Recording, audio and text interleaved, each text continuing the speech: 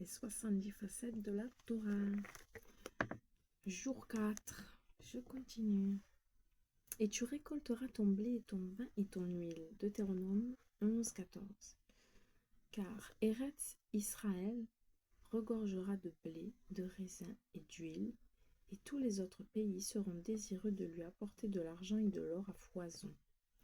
La Torah a déjà exposé le fait que l'État n'a pas seulement besoin d'indépendance politique, mais aussi d'indépendance économique. Et c'est pourquoi Moshe ajoute, « L'Éternel ouvrira pour toi son bienfaisant trésor, et tu pourras prêter à maintes nations, mais tu n'emprunteras pas. » Deutéronome 18, 12.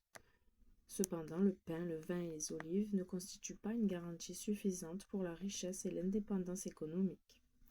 En effet, l'État doit parfois vendre ses récoltes pour pouvoir acheter en échange d'autres biens dont il a besoin, et c'est pourquoi la Torah ajoute, Deutéronome 8.9, un pays où tu ne manqueras de rien. Rabbi Shimon bar Yochai commentait ainsi ce verset. Épice, Tevel, c'est Eretz Israël. Pourquoi est-il appelé ainsi? Parce qu'il est épicé, mélangé de tout. Dans tous les autres pays, on trouve dans celui-ci ce qu'il n'y a pas dans celui-là, et dans celui-là, ce qu'il n'y a pas dans celui-ci. Tandis qu'en Eretz Israël, rien ne manque. Comme il est dit, où tu ne manqueras de rien. Et je crois que c'est tout parce que... Voilà, encore celui-là. L'homme est né pour le travail. Pour recevoir tous ces bons trésors de la terre, il faut peiner et travailler. Il ne faut pas s'attendre à ce qu'il descende des cieux. La terre ne fleurira pas toute seule, car le ciel ne lui adresse pas directement sa bénédiction. Cependant, si nous travaillons la terre, il nous est promis qu'elle donnera ses fruits. C'est une double bénédiction pour l'homme de peiner et de voir que son effort est récompensé. Il ne reste pas oisif, attendant que la bénédiction des cieux vienne sans effort de sa part. Rabbi Lévi a dit, lorsque Avraham errait à Aram Naharaim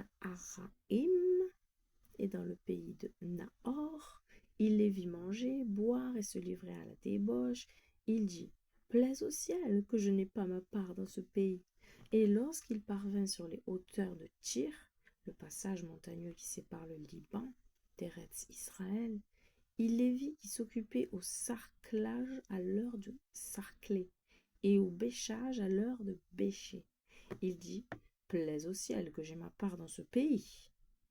Le Saint, béni soit-il, lui dira alors, ce pays, je donnerai à ta descendance. Bereshit 39, Bereshit Rabbah 39. Si nous n'avons pas toujours eu la grâce de vivre assis en sécurité sous notre vigne et notre figuier, nous avons cependant survécu par la force et de l'espoir d'être assis dessous à la fin des temps. Et si nous avons pu survivre pendant des générations sans pays, c'est que nous avons vécu dans l'aspiration de revenir nous installer dans le pays de nos pères. Nous n'avons pas toujours eu un sol sous nos pieds.